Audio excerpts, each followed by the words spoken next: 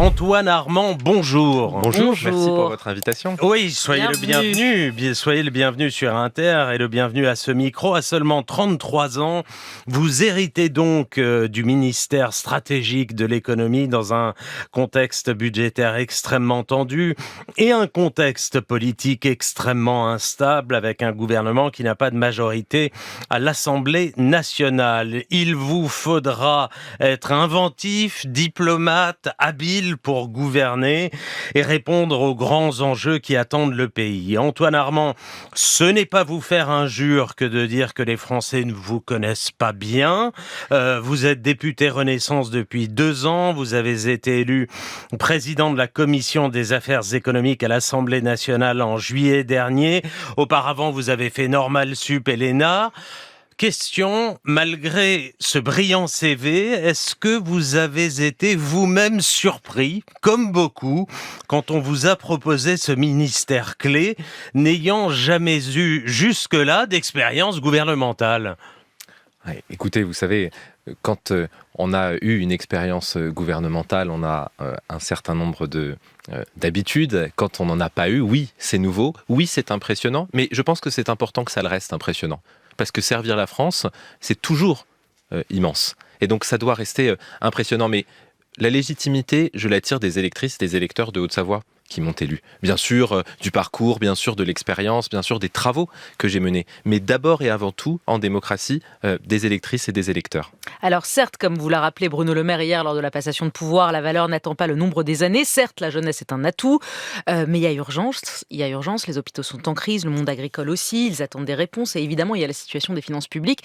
Il y a un vent force neuf et l'équipage est fait de matelots juniors, a résumé un conseiller dans Les Échos. Comment vous rassurez ce matin quand on dit ils sont jeunes ou manquent d'expérience dans une situation politique et budgétaire explosive ? Je comprends cette question. Je pense qu'il faut l'aborder de front. Mais il faut aussi dire aux gens que je n'ai jamais demandé à personne de chèque en blanc. Je ne demande aucune forme d'indulgence. Je ne demande aucune forme de tolérance. Je suis là pour être jugé sur mes résultats, comme dans toute démocratie.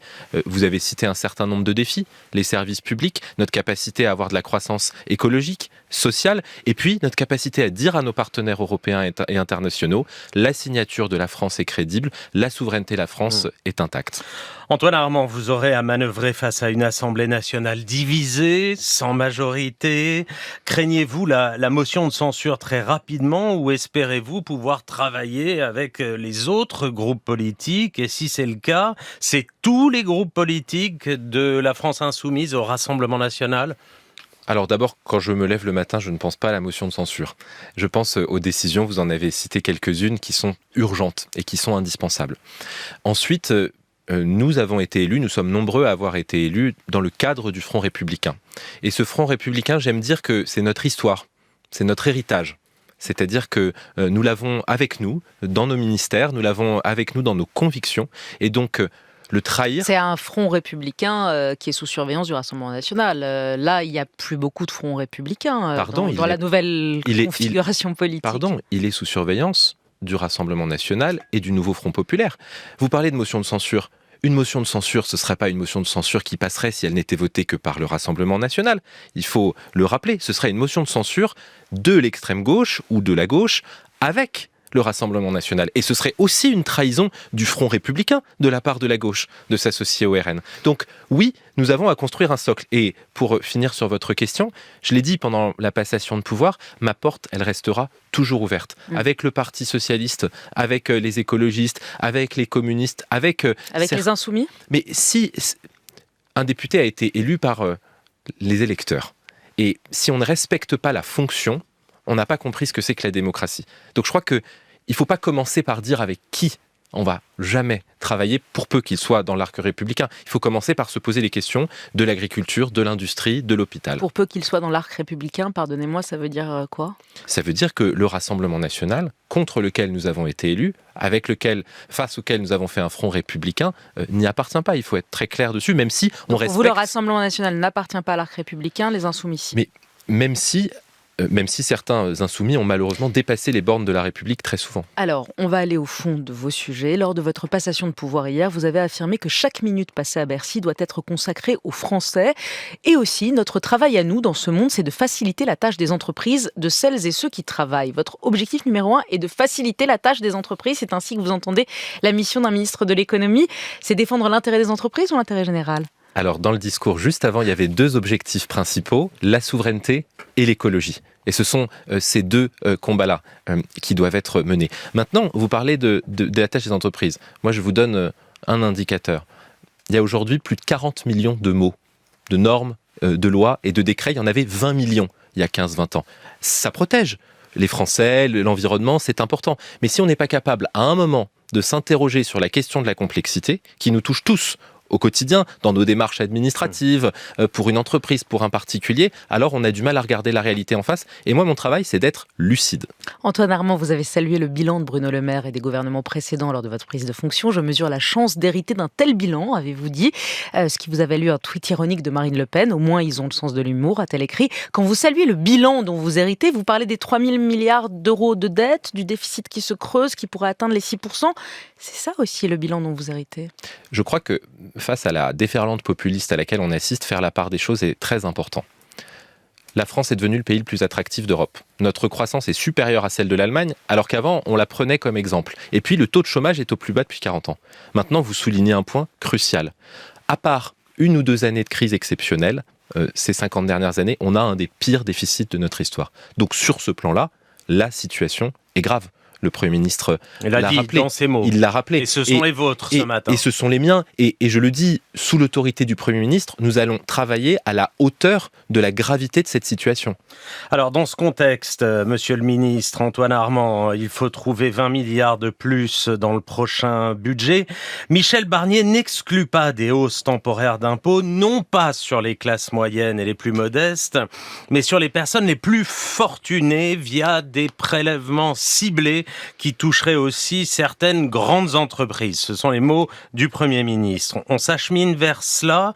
Vous allez demander un effort de solidarité nationale aux plus aisés, aux grandes entreprises. C'est ça la feuille de route ? Le Premier ministre aura l'occasion de l'exprimer la semaine prochaine avec mon collègue qui s'occupe du budget, Laurent Saint-Martin.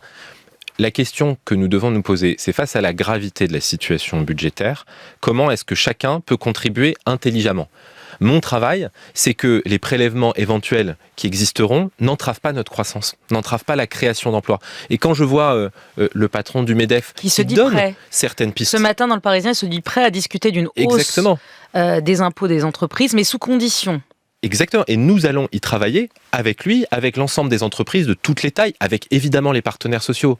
Et je veux le dire ici avec un peu d'humilité, je crois que le dialogue avec les partenaires sociaux, il doit être repris.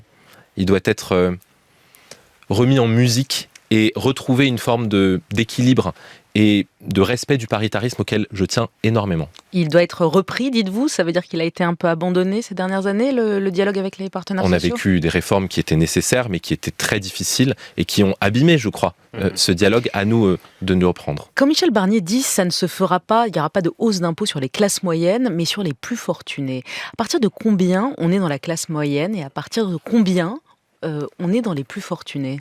C'est toute la question, et c'est une question qui anime, je crois, vos matinales depuis longtemps maintenant. En la matière, il ne faut pas faire d'idéologie, mais ce que dit aussi le Premier ministre ici, c'est que l'action que nous menons depuis plusieurs années avant Michel Barnier, notamment sous l'impulsion du Président de la République, c'est que le travail paye. Et donc celles et ceux qui, pour vivre, n'ont que leur revenu, n'ont que leur salaire, et qui ont des difficultés à se loger, à se nourrir, ne peuvent pas être dans la période pénalisée. Moi, je défends par exemple un travail sur le salaire décent pour que chacun puisse se loger, se nourrir, se déplacer. Maintenant, les gens qui ont des patrimoines très importants, qui parfois d'ailleurs ne payent pas beaucoup d'impôts. Peut-être cela, on va le regarder dans les prochaines semaines, le Premier ministre décidera, peuvent-ils contribuer davantage dans la situation que nous connaissons ? Donc c'est le patrimoine plus que le salaire ?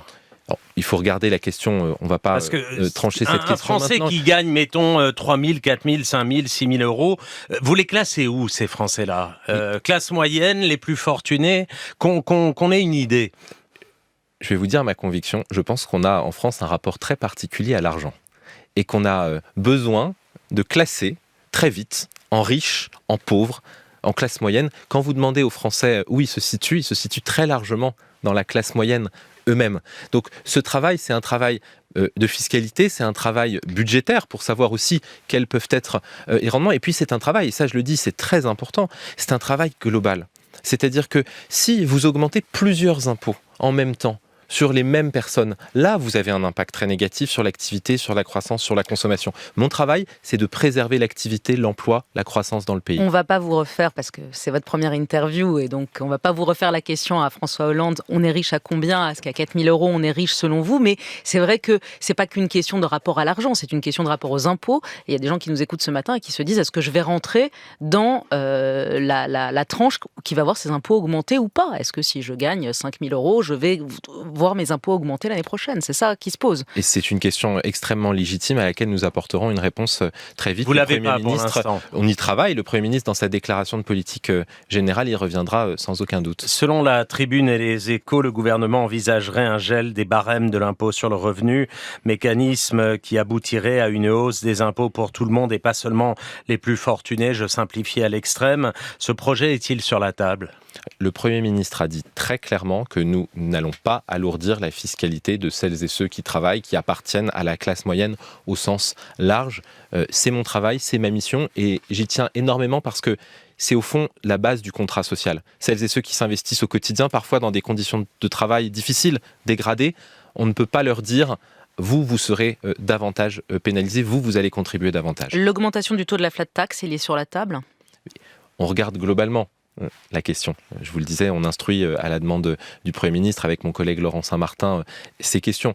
Ce qu'il faut comprendre, c'est qu'on a fait un certain nombre de réformes depuis 10 ans qui vont dans un sens. Favoriser l'attractivité du pays et permettre aux gens d'investir, non pas dans des fonds d'investissement chinois à l'autre bout de la planète, mais dans nos PME, dans nos TPE. Et si on veut que demain nos entreprises continuent à croître, continuent à avoir de l'activité sur notre territoire, on a besoin aussi qu'elles soient financées et on a besoin d'aider les Françaises à investir. D'accord, mais ça passe, dans ces réformes-là, il y a eu la flat tax, il y a eu la baisse de l'impôt sur les sociétés, qui a été très sensible ces 7 dernières années où Emmanuel Macron est président de la République. Est-ce que vous allez arrêter ça? Est-ce que vous allez remonter l'impôt sur les sociétés? Est-ce que vous allez remonter le taux de la flat tax? C'est ça, c'est les questions très précises. Absolument. Alors je comprends que vous n'avez pas les réponses à tout, mais est-ce qu'on va vers ça? Est-ce que c'est en tout cas sur la table? Ce que je vous dis, c'est qu'on va se poser la question dans la globalité et on va y répondre dans la globalité. C'est-à-dire que réfléchir impôt par impôt, c'est pas la méthode. La méthode, c'est préserver l'emploi, préserver aussi le pouvoir d'achat de l'ensemble des Français et puis s'assurer que l'effort est réparti, ménages et entreprises. J'entends que les entreprises y sont prêtes, nous y travaillerons ensemble. Antoine Armand, l'ISF, c'est un mot tabou. Et ce qu'il faut rappeler, c'est pourquoi on a réformé et transformé l'ISF en IFI. Pour que les personnes qui aient des revenus ou qui aient du patrimoine mobilier, en l'occurrence, puissent l'investir dans l'économie réelle de notre pays. Ça, c'est très important et c'est ce qui a contribué aussi à la croissance en France. Donc, des prélèvements ciblés sur les ménages les plus aisés, comme l'a dit le Premier ministre, c'est à l'étude. Des prélèvements ciblés sur les entreprises en lien avec elles, pour que ce soit le plus efficace possible et le moins affectant sur la croissance, c'est en réflexion. Mais il faut regarder la question dans la globalité. La réforme des retraites, elle va être aménagée ? Le Premier ministre l'a dit, et je crois qu'on peut dire que Michel Barnier, c'est un homme d'expérience, de dialogue, et de résultats. Et donc, quand le Premier ministre dit « je veux améliorer la réforme des retraites », en fait, ce qu'il nous dit, et il l'a d'ailleurs exprimé comme ça, c'est « je vais demander aux partenaires sociaux quelles sont les pistes d'amélioration de la réforme des retraites ». Il a par exemple cité la pénibilité. Je crois que ce qu'on peut faire mieux que les dernières années, c'est prendre en compte le quotidien des gens. C'est-à-dire que, bien sûr qu'on nous parle de salaire, et moi je veux qu'on travaille à un salaire plus décent, mais les gens, les femmes, les hommes qui travaillent, elles nous parlent aussi de la manière dont elles ont mal au dos au travail, de la manière dont elles ont mal au poignet quand elles sont où ils sont dans un supermarché, les soignants aussi. Cette question des conditions de travail, la pénibilité, elle est il l'a cité. Centrale. Les femmes, le travail des femmes et la prise en compte de leur travail également, dans une idée d'aménagement de cette réforme des retraites qui a été adoptée par 49.3, on se rappelle, il y a 2 ans. Les 64 ans restent un marqueur. On ne va pas bouger l'âge pivot, 64 ans ? ça dépend de la pénibilité, ça dépend d'un certain nombre de critères. Donc, au fond, il ne faut pas forcément se focaliser sur un âge. En revanche, c'est pas parce qu'on a changé de gouvernement que les lois de l'économie et de la finance ont changé et que donc les équilibres budgétaires et le besoin de rééquilibrer notre régime restent le même. Allez, on passe au standard d'Inter. Elisa nous appelle. Bonjour, bienvenue. Bonjour à tous, merci. Donc la France est un paradis fiscal où les ultra-riches ne payent que 2% d'impôts. Il n'y a plus d'ISF. L'impôt sur les sociétés a été réduit de 8%. Donc cet argent manque pour financer la santé et les écoles. Alors un autre exemple, il y a 160 milliards par an d'aides publiques pour les entreprises sans contrepartie. Sanofi a licencié 3000 chercheurs productifs, Auchan 800 salariés, etc. Et en 8 ans, la fortune des 500 Français les plus riches est passée de 460 milliards à 1230 milliards, soit une hausse de 170%. Alors, quand allons-nous réguler les marchés financiers, les firmes, instituer de la justice fiscale ? Merci Elisa pour cette question. La France, un paradis fiscal. Monsieur le ministre Antoine Armand. D'abord, je me permets de rappeler que la France est quasiment le pays au monde qui taxe le plus. Et donc, il est important de partir de ce constat. Elle parlait des ultra-riches. Et j'entends la question de la répartition à l'intérieur. Mais commencer par dire que la France serait un paradis fiscal alors que c'est le pays qui taxe le plus au monde, je pense que c'est important de le rappeler. Ensuite, il y a quelque chose d'important. L'ISF n'a pas disparu. Il y a un impôt sur la fortune immobilière qui existe et qui est toujours important. Mais au fond, la question qu'on se pose ici, c'est comment est-ce qu'on s'assure que ceux qui ont un revenu important ou un patrimoine important payent un minimum d'impôts. Je trouve que c'est une piste extrêmement intéressante. Ensuite, sur le soutien aux entreprises, je prends l'exemple du crédit impôt recherche. Vous savez, ce crédit qui permet aux entreprises d'embaucher des chercheurs. Mais si elles n'embauchent plus de chercheurs, elles ne l'ont plus. Donc, il ne faut pas croire que les entreprises auraient des cadeaux. En fait, elles s'en servent immédiatement pour embaucher. Et c'est ce qui nous a permis d'avancer. Donc, je crois qu'il faut quand même avoir cet élément en tête. Et il faut aussi se dire peut-être qu'on n'est pas obligé d'opposer. On n'est pas obligé de se dire que si les riches, avec tout ce qu'on s'est dit tout à l'heure sur le fait que c'est difficile à définir, payent plus, nous irons mieux. C'est pas les mêmes ordres de grandeur. C'est pas aussi simple que ça. Et c'est mon devoir, comme responsable politique modéré, de le dire et de rappeler les ordres de grandeur. Le déficit de la France, c'est des dizaines, des centaines de milliards d'euros. La dette, c'est des milliers de milliards d'euros. Milliards. L'impôt sur la fortune tel qu'il existait avant, c'était 4 à 5 milliards d'euros. Les déficits, Bruno Le Maire a estimé début septembre que nous pouvons, je le cite, nous pouvons et nous devons tenir nos 5,1% de déficit en 2024. C'est à notre portée et nous pouvons et nous devons tenir nos 3% en 2027. 5,1% de déficit en 2024, c'est impossible, nous a dit Pierre Moscovici, le premier président de la Cour des comptes, la semaine dernière à ce micro. Vous dites quoi ?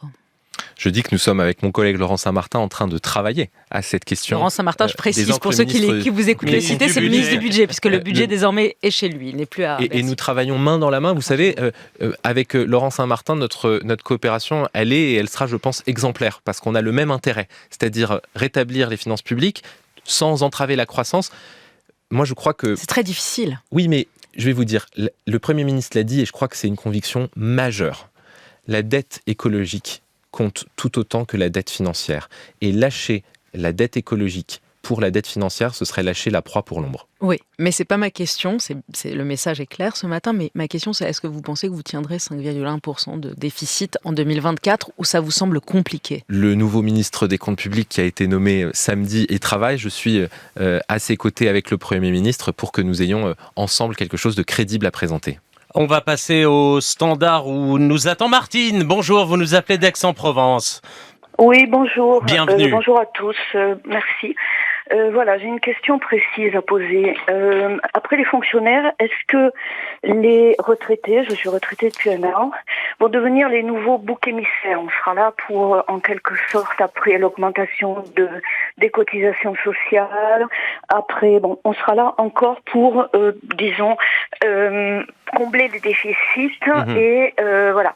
Une fois de plus, on ne tient pas compte du fait que les retraités aident énormément leurs enfants qui ont à leur tour des difficultés. Et on est solidaires d'eux parce qu'ils ont des difficultés pour trouver un emploi, pour acheter une voiture bêtement, etc. Et donc, je sens arriver encore une fois le fait que que les retraités vont être le bouc émissaire et vont payer la note, une bonne partie de la note, parce qu'on est vécu comme des gens, entre guillemets, ensuite un peu inutiles, quoi, finalement. On n'est plus des gens actifs. Oui, oui. Alors voilà, je voulais dire qu'on est actifs. Alors que vous êtes très active, Martine, auprès de vos enfants, vous l'avez dit, Antoine Armand vous répond. Oui, je voudrais d'abord dire à madame très simplement, je rencontre beaucoup de retraités dans ma circonscription, des bénévoles, des aidants familiaux, et je voudrais vraiment qu'on dise à quel point ces gens sont utiles au quotidien et vous rendre hommage pour ça. Dire aussi que on a indexé les pensions de retraite pour que les retraités ne soient pas victimes de l'inflation. Ça a été un geste très fort. Vous savez, certains nous ont même dit vous privilégiez les retraités. Non, c'est un combat pour que les retraités ne tombent pas dans une forme de précarité. Vous revenez pas sur l'indexation des retraites sur l'inflation ? On verra pour les prochaines années dans l'équilibre global des choses. Mais je pense que c'est vraiment important de dire qu'on a préservé ce pouvoir d'achat-là et de dire à quel point le service social, si vous me permettez l'expression, que rendent les retraités de France est important à mes yeux. Alors vous le savez, le programme du NFP, c'était d'augmenter aussi le SMIC à 1 600 €. Plusieurs patrons réclament une revalorisation du SMIC, comme Thierry Cotillard, à la tête des mousquetaires, qui était notre invité il y a quelques jours. Vous dites non ? Je dis qu'il ne faut pas se laisser enfermer dans la polémique. Chaque année, on augmente le SMIC. Chaque année, il y a une revalorisation du SMIC. Alors, où on peut le prendre sur un mode politique politicienne, c'est-à-dire qu'on peut dire sortir le chiffon rouge, dire ce que le NFP propose est abominable, nous sommes très responsables. Ayons un tout petit peu le courage de regarder précisément de combien on peut augmenter le SMIC, de combien les entreprises sont capables de le faire, parce que alors de combien ? Je le disais, mais c'est la discussion qu'on va avoir dans les prochaines semaines, comme chaque année. Mais je ne veux pas qu'on soit des ministres qui augmentent des salaires par décret qui sont payés par des entreprises par ailleurs. Et donc ça doit se faire évidemment en co-construction, en dialogue avec les partenaires.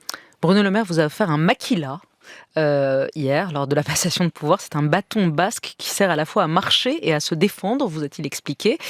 Une baguette magique n'aurait-elle pas été plus efficace ? Justement non. Comme l'a dit le Premier ministre, il n'y a pas de miracle. En politique économique, les miracles, ça n'existe pas. Mon travail, c'est de dire la vérité telle qu'elle est et de faire des propositions par rapport à cette vérité-là. Et je le ferai avec mon maquila. Merci Antoine Armand d'avoir été au micro d'Inter ce matin. Je rappelle que vous êtes ministre de l'économie, des finances et de l'industrie. Il est 8h47.